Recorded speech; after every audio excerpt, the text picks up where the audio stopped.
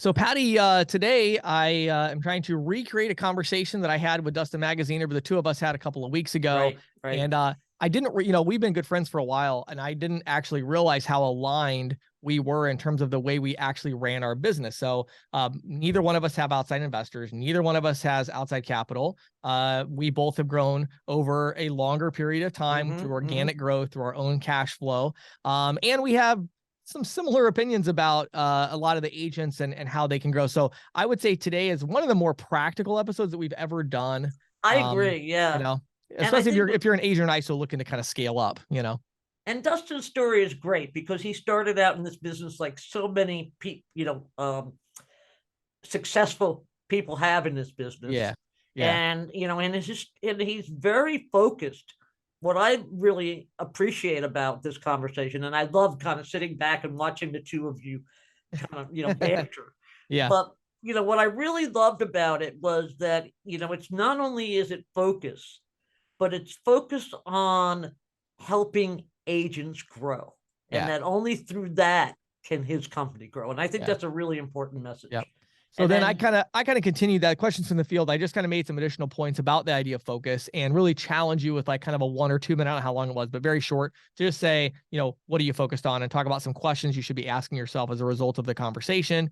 And then Patty talked to us about some additional data here and kind of. Well, I focus on interchange and the cost of interchange and some talking points as this debate heats up in 2023 about credit card interchange and routing. I want people to be equipped with good information. So I provide some of that. Fantastic. Let's go. Dustin and I actually had this super interesting conversation, the two of us, probably, I don't know, a week or so ago. And it was such an interesting conversation. I asked him if we could kind of recreate it for the podcast. We were talking about kind of this alternate path to growing a profitable portfolio, whether that's an ISO, whether that's an agent. It's kind of some of the challenges around that. And I'm really excited to have this conversation. But before we dive into it, Dustin, I thought it would help to kind of frame the conversation to give people the short version of just like your journey. I know you've been on the podcast several times, but maybe more from the perspective of like, the timeline of building your ISO. What's your journey been like? Yeah, happy to touch on it. So probably like most of the listeners, I started the same as most people in this industry. I think similar to you, James. I started out in the field, knocking on doors, working with business owners, trying to figure out who I knew and making lists of all my friends and family members and, who they were, some way tangentially connected to at businesses, and building my own portfolio, right? Just like so many here. I had one huge advantage at the time, which was that I was a college student, meaning I had relatively no expenses. And that allowed me to, continue to take the money I was making and invest it back into the business as opposed to needing to pay bills, which was a huge advantage for me at the time. Sure. And I continued to scale from there. I started bringing friends in, people that were interested in what I was doing, because people could start to tell early on I was making money, right? I wasn't failing. And I was spending a lot of time doing this thing called credit card processing that no one knew anything about. So people were gravitating towards it. I was talking about it with everyone and anyone, and, kind of built up a small team. It wasn't anything crazy. And I didn't have any big aspirations or big goals at the time of creating this big company. It was really meant to be a way to pay for college, help some friends, and, maybe get into something else after. But I graduated college with a, really strong portfolio. And instead of going to law school like I thought to myself, wait, I'm doing better at this than I probably would as a lawyer. So doubled down from there. That was about 2015. And, really from there, really kind of started building our organizational side of it, bringing in agents, putting systems together to really provide more value to our sales partners. And, here we are now all these years later with a, pretty large organization, hundreds of agents, and continuing to grow every day. And that's really not that many years ago, Dustin. I mean, you've done really well for 7 years out of the gate. So, yeah. So I tell people all the time, there are really two phases to PayBright. There's the during college phase and the after college phase. Right. So 2012 to mid to late 2015 is the during college phase, and then of course late 2015, early 2016 is the post college side. So that's really where we started to build what it is today. It was around 2016. One thing that you mentioned, Dustin, that I just want to touch on for a second, you talked about your ability, because you didn't have all the bills, to be able to reinvest, profits back into the business in order to grow. talk about that for just a minute, how important that is throughout the journey, because I think this is where I think a lot of the individual agents especially will struggle, because they say, well, I'm making, 15, 20, $30,000 a month in residual. And they talk to me and say, I really want to grow. And my first statement is, okay, so are you willing to go from 30,000 a month to 10? And they kind of go, whoa, wait, what are you talking, talk about that a little bit, about the importance of reinvesting, if that's kind of your path that you're wanting to really grow it. Yeah. So look, we've all heard the expression, it takes money to make money. I believe in that concept in a lot of ways. And so I think it's an area where a lot of people are shocked sometimes in this industry. And we could think about that just from a specific merchant scenario. And James, you and I had a conversation on this a few months ago where, if a merchant's going to make me $3,000 a month, but I have to spend $6,000 to earn that client, earn that merchant because of cost of hardware or whatever, that's a great investment, right? Where can I take my money? I can't do that in the stock market and get that sort of return. But we all come across people in this industry who are afraid of that concept all the time. What if I lose my money or whatever? It's the same thing with building an organization. You have to figure out what that value proposition is. And oftentimes that value proposition has a cost associated with it. The question is the ROI there? Right. And hopefully the answer is yes. So, I continue to take that cash flow, turn it back in to more money. Every time I was turning around, I was thinking to myself, I just signed an account. It made me an extra $300 a month. How do I get this 300 now and not pay it towards a bill of mine? I don't want to go and get a new car with it. I want to take that $300 a month and get another account that's going to make me $500 a month, right? So turn that $300 a month into $500 a month. Then I'm going to take the money from that and go pay out another something at a new account and earn more money from it. So I was constantly paying out a POS cost, changeover costs with existing POS, contracts, whatever I could to earn that business, referral fees, sign-up bonuses to merchants, literally whatever I could to build my portfolio. If it had a good ROI, I was all for it. Mm-hmm. And it's funny because I know, in the Facebook groups that, are out there, you see comments all the time that's like, these agents are offering merchants sign-up bonuses or free equipment. I'm like, that's smart if the ROI is there. I don't know why so many people hate on it. Right. I mean, it's all a numbers game in my mind, and it was then too. So the biggest advantage I had was I didn't need to make money at the time. I could go 3 years and make $100 a month and feel rich. Right. And that was a huge advantage for me personally. But no, Dustin, as you were saying that, I was thinking about in my own experience, we had, I think, 12 full-time W-2 salary employees. I think our payroll was maybe $60,000 a month before I went out and bought a new car. And had a $600 car payment or whatever, you know what I mean? And leased it through the company, because before that, my wife and I throughout the years have always been like, okay, whatever we're making, let's dump that back in and let's add value to it. And I think that's kind of one of those core things you have to do. But I think it's a good spot to transition, because you don't have to do that. That's if you're trying to go on this path that you want to build a big company. So talk about this why. What was your objective? What was it that drove you to say, okay, I'm willing to sacrifice that throughout the years and willing to put cash back in because I want to build something bigger? And kind of how did that change throughout your journey of what you were like mapping to? So everyone has a different why, right? What's motivating them, what's driving them. Mine is a little bit different these days than it was years ago. But I think, a lot of people understand this when they kind of get to a certain point at a certain level, right? You start to kind of have a good enough portfolio. It's residual based income. And you have a lot of people that kind of fall on one side or the other of the coin, which is they kind of slow down and they maybe kind of quasi retire, or they're still active, but not really doing other things they care about. They're sitting on the beach, drinking margaritas, collecting the residual check, traveling. We've seen it. There are tons of agents that live that lifestyle after they're in the business for 3, 5, 6 years. Nothing wrong with that. It's what we sell those agents to get them in the industry all the time. But then there are the other agents who get to a point and they start to make money. They're making 20, 30, 40,000 a month. And they're like, what's next? Right. And they're not ready to kind of settle down. And so for them, I think the answer is either one, keep doing what you're doing and just continue to grow the same way you are, or maybe faster because you have more cash to invest, but the same thing you're kind of doing. Or two, which is where I kind of fell, was, incrementally adding merchants just wasn't what was doing it for me anymore. I was making a fair amount of money at the time, and, increasing it by $5,000 or $10,000 a month year over year, or even $20,000 or $30,000 a month year over year, just wasn't what drove me. So I kind of took a step back and said, how do I help more people do what I did? How do I help really benefit other people and change, kind of where they are in their lives? And so that was the big pivot for me, as it went from being about how do I kind of help myself? How do I build my own portfolio? How do I increase my own personal income? To how do I help replicate this for other people? And so we kind of changed our program a little bit at that time. Again, this was really when I got out of school around 2016. And, that's, really what it was. So I think it just kind of depends on what your motivation is. Is it your own checking account, how much you're making?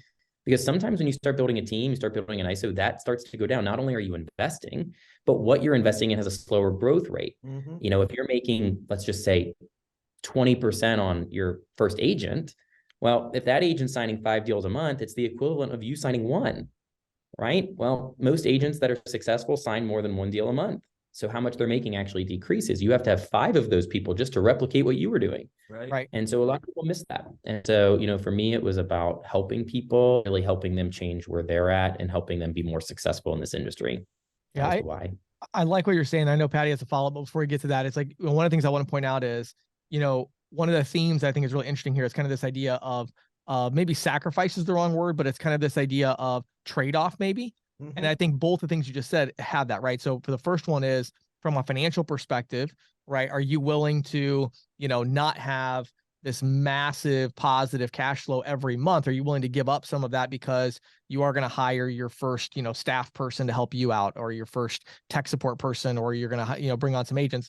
And are you willing to sacrifice some of your time? And, you could be on the beach sipping the margarita, or you could be helping these 7 agents that all seem like they have no idea what on earth they're doing. And you're trying to get 4 of them to just get off the couch. Right. And so it's like, you have to have this passion to say, I want to see somebody's life changed. For me, like I get such a kick, Dustin, now out of like every week I get 4 or 5, 6 emails from individual agents. I've been watching your videos. You changed my life. I'm making $30,000 a month.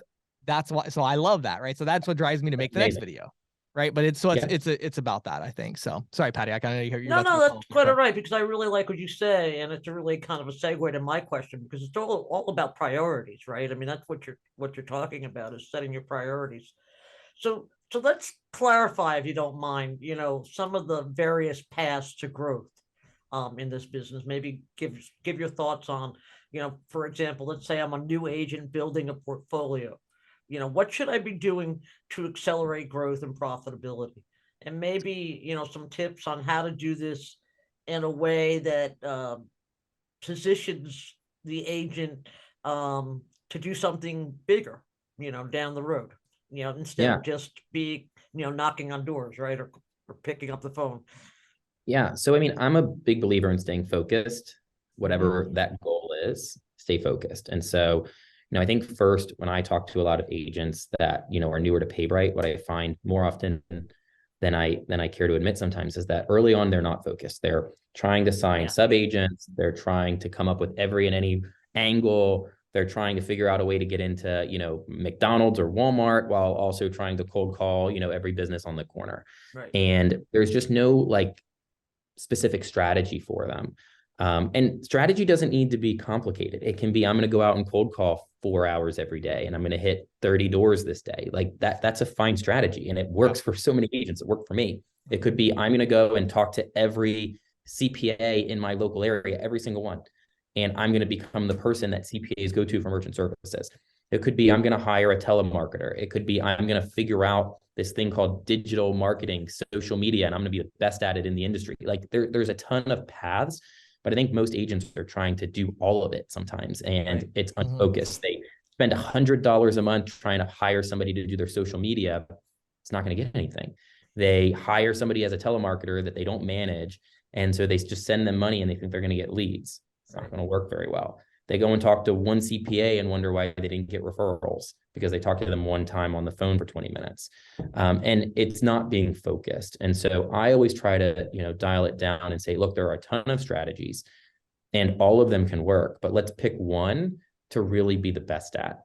And I have agents that tackle all sorts of different things, people that I would say are the, kings and queens of networking, and others that are just great at cold calling, and there's no right or wrong there. But I think being focused is super important.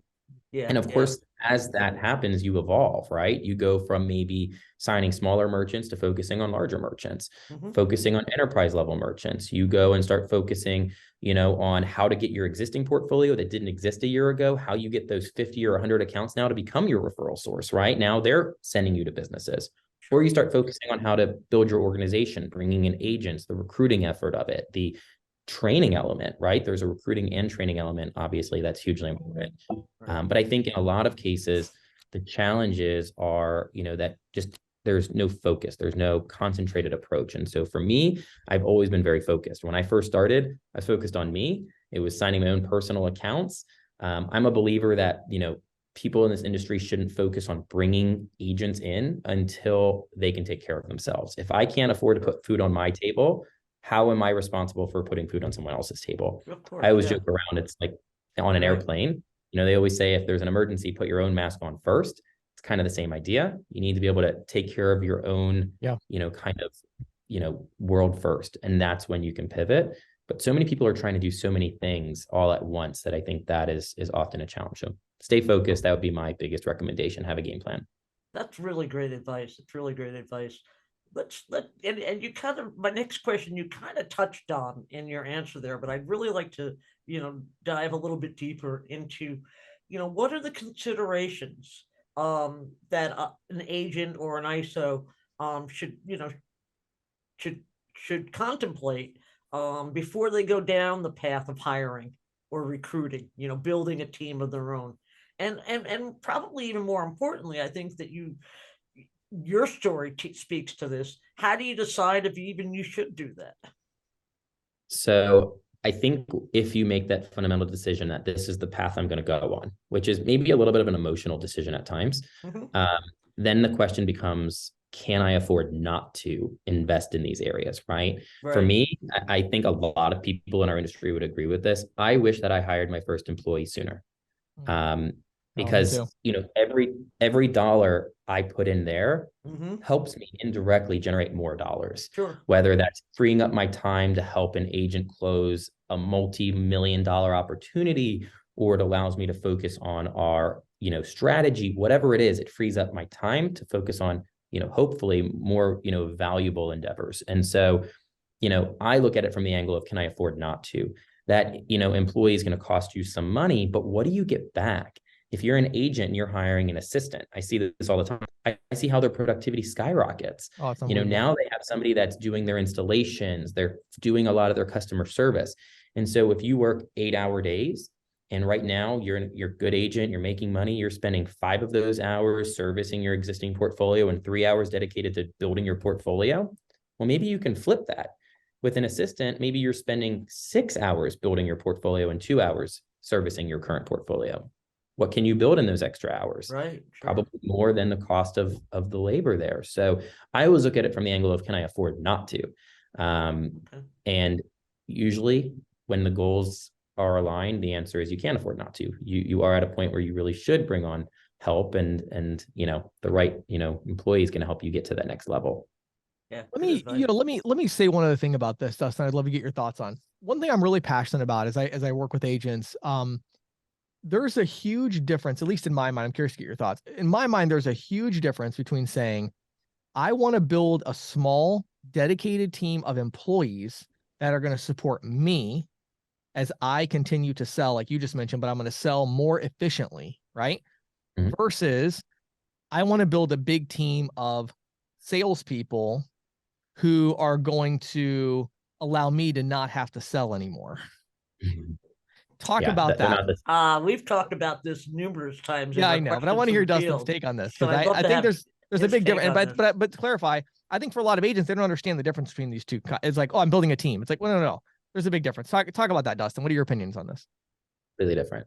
So from the way I see it and the way PayBright sees it, when you're hiring employees to accelerate your own growth, they work for you. They're there to help you be more successful. When you start building a team, recruiting, training, and everything, I think from my perspective, the opposite. We work for them now, right? Yes. My goal is to help this person be more successful. That's a really important distinction there. I think there are companies in our industry we all, have seen that are processors, they have agents, And after a while, you start to see their true colors are they see their agents as numbers and they work for the processor, right? But I think when you're really trying to build a team, you need to think from that other angle, which is we're here to help you be successful, because without our agents, we're nothing, right? If our agents tomorrow stop selling for us, we have a problem, right? So there is a very big difference just in the kind of lens in that relationship difference. When you hire employees to help you succeed, they're working for you to help you reach a certain goal. When you start building a team, you have to build an organization to accelerate their growth, right? Why is that agent going to be more successful with processor A as opposed to processor B? And if you don't have a true value proposition as to why you are providing them with more value, there's a problem, at least from my angle, right? That's the question I ask every day. It's what I've spent a lot of time here in December. It's when we do a lot of our strategy kind of discussions. A lot of my time on is what are we going to do in 2023 to expand that value that we're providing our agents, right? To grow that. So I think that's the fundamental shift, but they're not the same thing at all. And I think it comes down again to your goals. If your goal is to build a good, strong, profitable portfolio for yourself, hire an employee, 2, 3, 4, whatever you need to help you manage your portfolio, to do your installs, to go to networking events for you, whatever it is. They're there to help you build your personal portfolio, your personal income. But then there's that shift, which is I'm going to help other people do this. I may make a percentage of that. Of course, that's part of the industry. But ultimately, my goal is for them to have success. If this person doesn't get to $10,000 a month by this time, I see that as a failure, right? Like my goal is for them to get there. I can't do the job for them, but I need to give them the tools and the resources to get there. So that's I love that. I think a couple things I would add to is, in my opinion, you need to build the first model before you try to build the second one. Right. In other words, if you don't even know how to manage a team of employees to make yourself more productive, how could you possibly expect to help train someone else? And like you said, Dustin, what are you going to give them? Like if you have no support, if you have no tech support, if you have no administrative, I mean, let's face it, salespeople, we're not generally the best with the details. So, right, we need to kind of surround ourselves with people that clean up our mess and help us. And so I think there's so many benefits, two additional benefits I want to bring up to this model of, which I think so many agents should be doing this and they're not. This model of hiring people to make yourself kind of more productive. Two additional things. Number one, it gives you this accountability. I tell people in my company all the time, I'm very transparent. When I hire people that work with me personally, right? Like I have my direct reports that run other businesses, but like when I hire an assistant or whatever, I tell them, look, like I'm hiring you because I'm hiring accountability. It's, very similar to hiring a personal trainer, right? A lot of the time you're not getting a trainer because you don't know how to work out. That could be part of it, but it's because you need somebody to help motivate you, hold you accountable for doing the workout, to not, sit on the couch that extra hour. So accountability is huge. I will mention, one thing you had said is, you think that some, people need to have their own employees to help them build their, their own personal portfolio before starting to bring on agents or try to build their ISO. And I will say, I disagree a hair on that with you. So I think this is something that I've been very focused on my end, which is I think most of the processors in this industry could be better, is that they don't give their agents the platform to do that without having to build their own organization. Yeah. Good point. So one of the things we've been very focused on at PayBright personally, I'm not trying to put a plug in, honestly, is that we've tried to build, and I know other companies have done this too, or are trying to, a structure, an entire platform, which is almost an ISO program for agents ready to go, that everything is there for them and they can build off of it. And so I do think that that's something that started to come out in the industry in the last 18 months or so. You're seeing not all companies do it, but more companies offer that now, where an agent can go with us from being an agent to their own small ISO without having to do a whole lot. The tech support, the customer service, all of that's there for them, but so is the accounting and the commission side and the legal and all of that too. So they don't have to worry about how am I going to pay these agents? How am I going to 1099 them? How am I going to get them an agreement? All of that's there for them. It's like a complete platform is what you're giving them. Correct. And platform. Yeah. And I think we're on the same page there, because to me, the real test is you need to know how to make yourself super productive before you can help somebody else be super productive. Now, when I was coming up the industry, of course, what you're describing didn't exist, right? Neither did it when you were coming up. So for me, bringing the employees around, I still think having that assistant somebody local that's kind of, or remote, but having somebody that's your personal like manager of your time is fantastic. But I think once you know how to make yourself productive, right, then you can duplicate that. Okay, tell so you something. Go ahead. Yeah. I was going to say, I'll tell you something that I think would blow most people's mind. I got personally PayBright with just me. I had no employees at the time, with our agents, to over 150 deals a month before I hired a single employee. Wow. Yeah. Wow. Consistently. That was month over month. That's crazy. That is crazy. I was working 16-hour days. Right. I'm sure. 150 calls a day. I didn't take a vacation or time off for, probably close to 2.5, 3 years. Right. And it was a lot. But the question I ask myself every day is, would I have been doing 400 at the time had I had a couple people? Yeah. Yeah. And I think that's the part that I have to recognize, is we would have been bigger. And that's quicker. A hard one when you're so good at what you're doing. It's hard to accept the fact that, hey, I could actually be doing better if I had some help, because the idea of having help when you're really good at what you're doing is sort of anathema.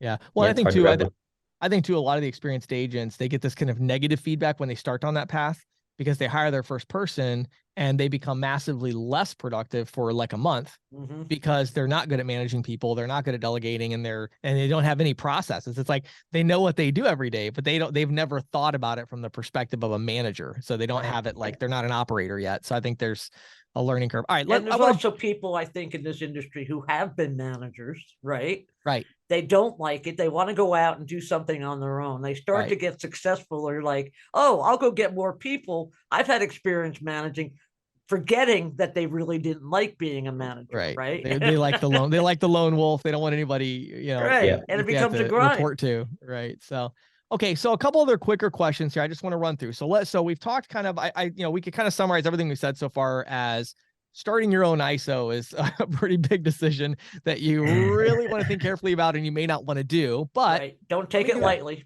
Let's do a couple rapid fire questions here. For that person says, okay, I hear you, Dustin. I hear you, James. I hear you, Patty. I still want to do it. I want to start my own deal. Right. So number one, top of your list, maybe there's one or two things that come to mind. Would you have done anything differently? You already mentioned maybe hiring people sooner. Anything else you would have done differently at the beginning? Yeah. So we had a pivot fairly early on, but about a year really in, which was when we first started. We did what a lot of people were doing, or a lot of people are doing, and we tried to target new people to the industry, green agents. And that works. There's nothing wrong with that. Obviously, there are companies in our industry that is their sole focus. Right. I really found that our sweet spot was working with already experienced agents, people who are already in merchant services, that we could help produce more. Yes. And so that was our value proposition. And so we had to identify what that was. And for us, our entire approach to the industry is, I believe most agents in merchant services lose between 20 and 40% of their viable sales opportunities every single month. So if they have 10 opportunities in front of them and they sign, a handful, I believe they could be signing 20 to 40% more of those opportunities than they are. And so our program is to help get those agents those extra deals. That's our value prop. And we can talk through. Literally, sometimes we say to new agents, when you have a deal that's tough, you can't sign it, call us. If we can get you to sign 2 out of those 4 calls, 2 out of those 5 calls, we just did something really big for you. And that's a lot of, unfortunately, some of the first deals we get from agents are the really tough ones, right? Right. But they're the fun ones.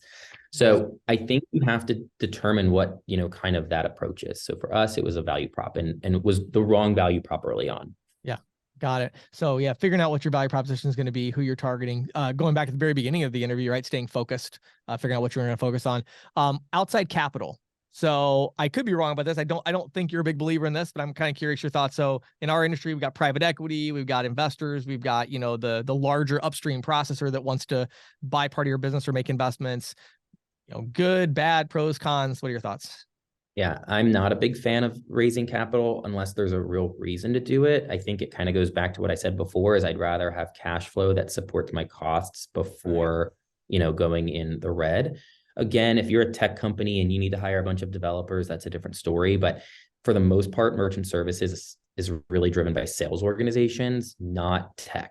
There are some exceptions, right? If you're going to go out and build the next big kind of POS company to compete with Toast, you're going to need some cash and a lot of it. Right. And that's a different story. But probably the majority of your listeners are sales organizations and salespeople. Right. I don't think you need a ton of cash to do that. You give up a lot, and more importantly, you give up control. And I think what you see is that a lot of these organizations, when they start raising money, they start bleeding value, because now they're having to do things like rate increases, change their contract terms. They pull off some of their value props that they offer, because the private equity money or whoever's behind them doesn't understand that there's inherent value sometimes outside of just the dollars and cents. So I've never raised money here. We have sold 0 accounts in our lifetime here. We're a big believer in cash flow, staying in the black month over month, and using that to fuel growth. And I think it's a huge thing for us, because we, ultimately don't report to anyone, which is a big advantage. So really what you're saying is that you're much more of a proponent of organic growth. I am. I mean, that's your sweet spot.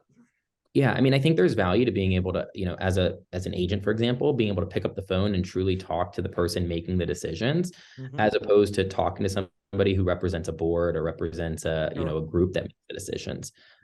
It's just, the way you're going to be seen is very different when that company starts raising money. And unfortunately, you never know really what companies have or haven't raised money and how. I mean, that's sometimes not something you'll be able to find out, but you can kind of tell from their decisions or press releases. But yeah, I'm not a huge fan of that model for a sales organization. Again, different story if you're trying to build technology, because you probably can't do that with hefty balance sheet. Yeah. Well, and I'll tell you what, I just thought of this. I had a really interesting conversation with one of the most well-known investors in the industry. Like a month ago, I was at a conference we ended up sitting together at a table. And I think when I was talking about, I think he's put, he said he's put $500 million into ISOs at this point, and what we were talking about is, it is interesting because ultimately it's a question of your objectives and your version of success, right? Because, the first step is kind of figuring, okay, do you even want to build a company? Then the next question is, how fast does it really need to grow? And there's not necessarily a right answer there.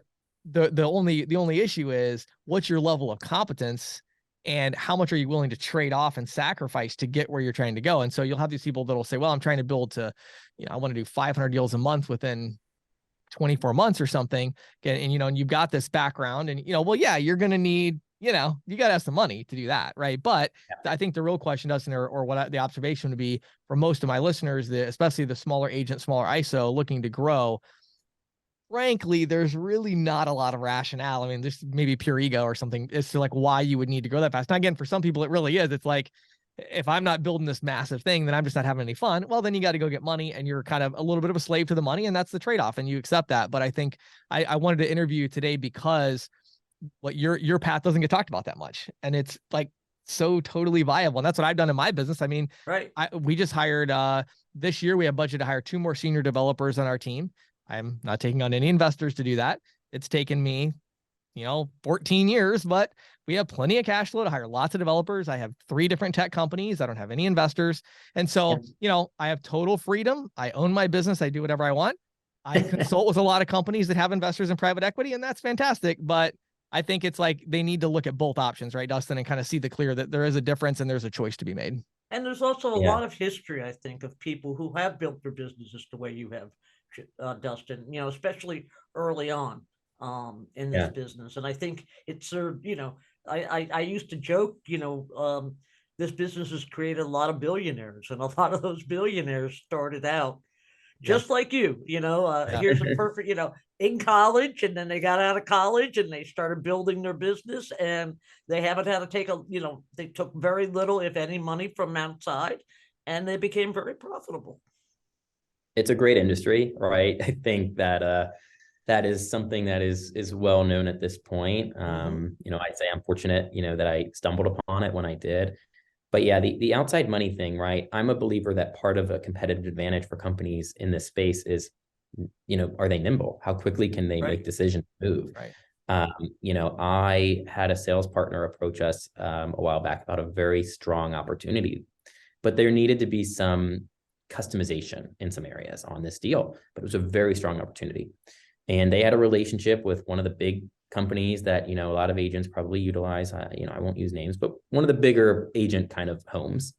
And just because of the way the organization was structured, besides the fact that they couldn't really get a real conversation, they basically got told at the end, a company our size just can't do this. There's no way we can put cash here. There's no way to make this work on the books.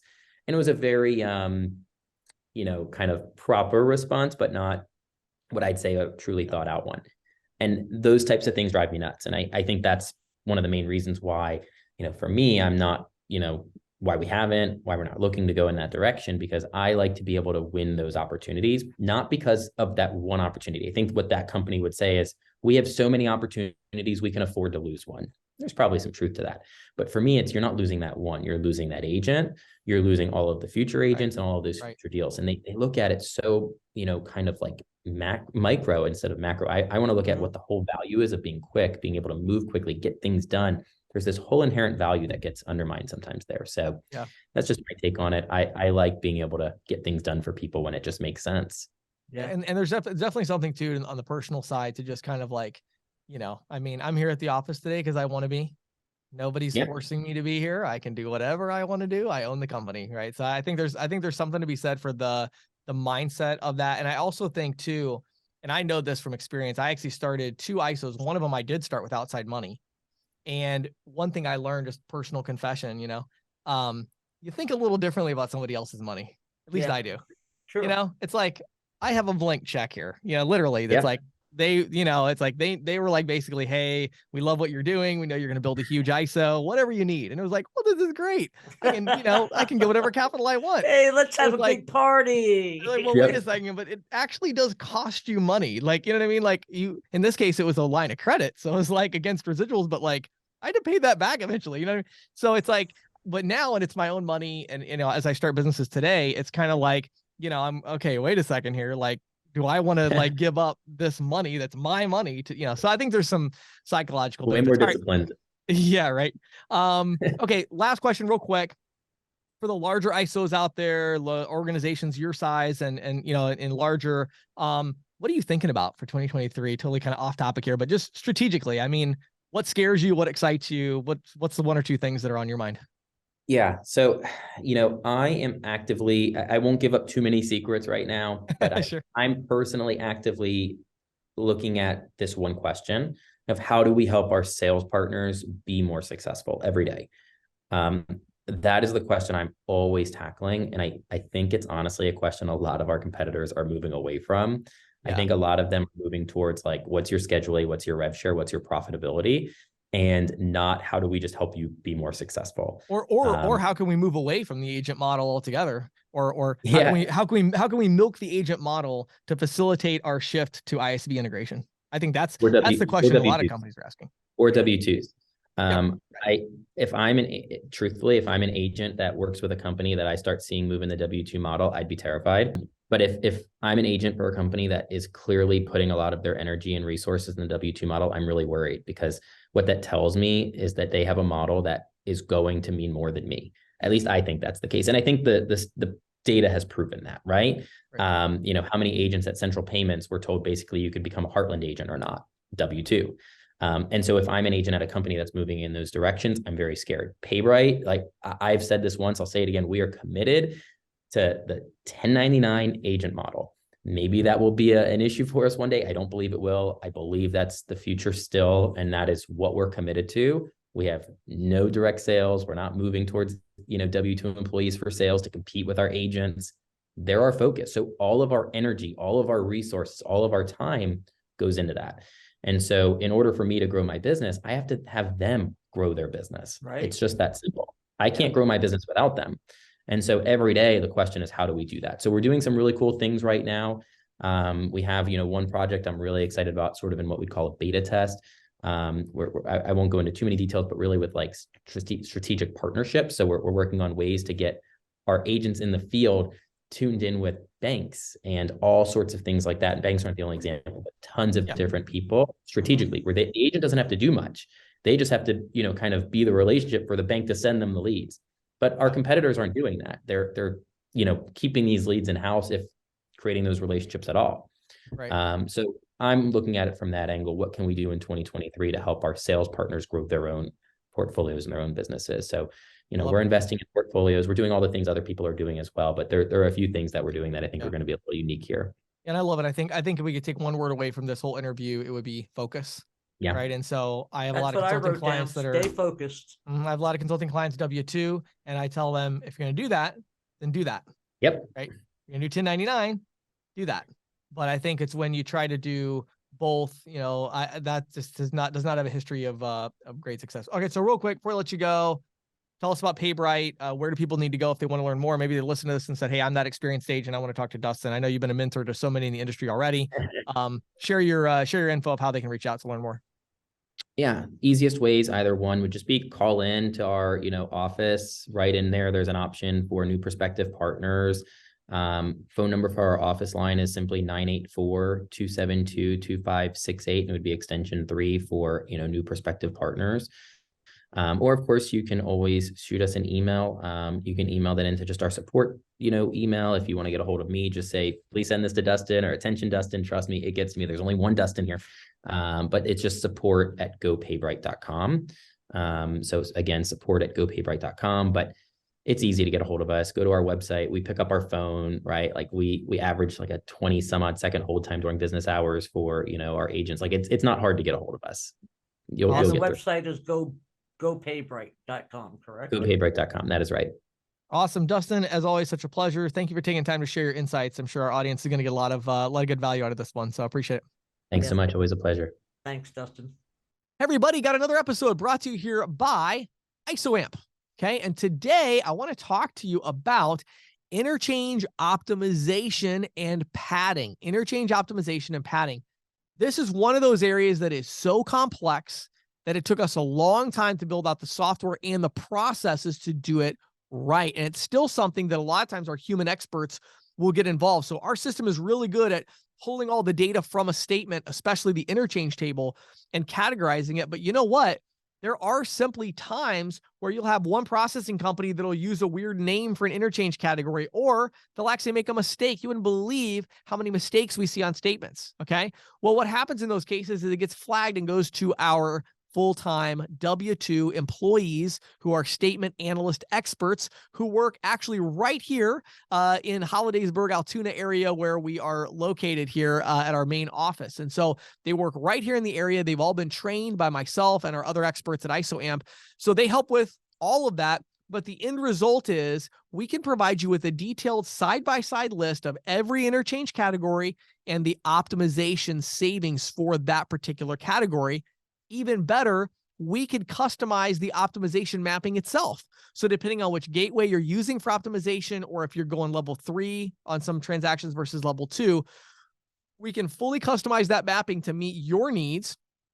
Then you take that information, you don't have to do any work at all. It's just there when you get the proposal back, and you can actually go into the pricing template and say, yes or no, I want to show optimization when they're doing this pricing, right? Maybe you're doing flat rate pricing. You don't want to show optimization savings, right? So you say, I don't want to show that, right? So you can choose on a per program basis what you want to show with optimization, how much of it you want to promise the merchant. Maybe you say, well, I only want to show them 80% of the projected savings to be safe. You can do that.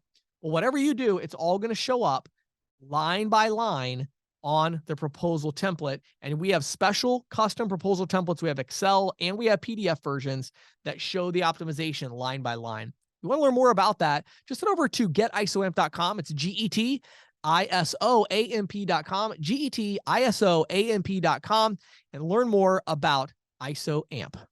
So Patty, today, questions from the field. I feel like I already got most of the content that I wanted in the interview with Dustin, because so much of that I wanted to talk about. Right. I just want to bring one thing to the bottom shelf for our listeners right now, really quick. And that is, are you focused in 2023? You're listening to this, the year's already underway. What is your focus? And by that, I mean, maybe you want to, after I say this, maybe you want to pause the podcast and ask yourself these questions, right? Who am I focused on targeting in 2023? Are you going out, if you're an ISO, what type of agent are you going after? If you're an agent, well, what type of merchant are you going after? What's your marketing strategy? What's your prospecting strategy? Are these things really well defined? You know what you're trying to become the best at? Right. And are you going to be able, is this a mission that you're going to be able to stay focused on for 3, 5, 10 years? When I set a mission, I think about a decade. So I decided about 6 years ago that our mission was going to be making merchant sales competitive by partnering with companies I trust. That's the mission of CC Sales Pro. And the idea there was, I saw that there's a lot of changes in the industry that were having an impact on the agents, making them less competitive in the market. So I said, let's make them competitive. And so that's a mission that we've had for 6 years. You got to jump in and say, what am I going to, what's a mission I can be passionate about, and then jump in. And I want to say, the fact that you've done something else successfully, you say, well, I built a successful insurance agency. Great. That means you know how to train people on how to do an insurance agency. But you don't know how to train them on credit cards. No, you got to go sell payment processing, become successful at it. Then and only then you can scale that up and scale that experience that you have and translate that to other people. And it takes time to get that experience. It does. Yeah. Thanks, James. Good stuff. So, James, last week I reported on an advertising campaign about the potential repercussions of Senator Durbin's proposal to regulate credit card routing. Yep. You may recall the commercials take place in this fictional town called Pointless, Kansas, which I love. Yes. Yeah, where businesses and individuals, their livelihoods have been, impacted negatively because they lost rewards points. Right. So this week, I want to talk about a discussion paper the Electronic Payments Coalition just published. Electronic Payments Coalition, also known as EPC, is a DC-based lobbying group that represents financial institutions as well as the card brands. And the paper takes issue with what retailing lobbyists argue in terms of interchange fees, that they're the one of the highest costs facing small businesses. And they say, in reality, merchant discount fees, which of course include interchange, pale in comparison to other costs. And they pull up a few examples that I thought were really interesting.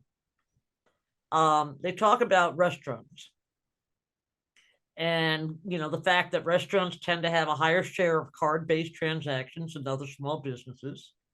So the interchange fees paid by them as a share of their total costs, gives us a good idea. Right. It's a high example. Right. It's a high example, but it's a relative example. Yeah. Because there are a lot of people, that listen to this that sell to restaurants. So let's take a look at this. So the report uses the Federal Reserve Bank of Atlanta data, which, they do a lot of work in the payment space, as well as Nielsen report. So they found that, and they basically, looked at all the fees paid, all the, costs, right, and they came up with the average weighted merchant discount was 2.17 for credit cards. Okay. And 0.71 for debit cards. That's the effective rate, cost of payment processing. Okay. Right. Okay. Now they noted that the average restaurant profit margin is reported to be 3 to 5%. Right. So that suggests that costs are 95 to 97%. Right. So if you labor costs, food costs, right. You look at all those costs, rent and utilities, that's like 10 to 20%.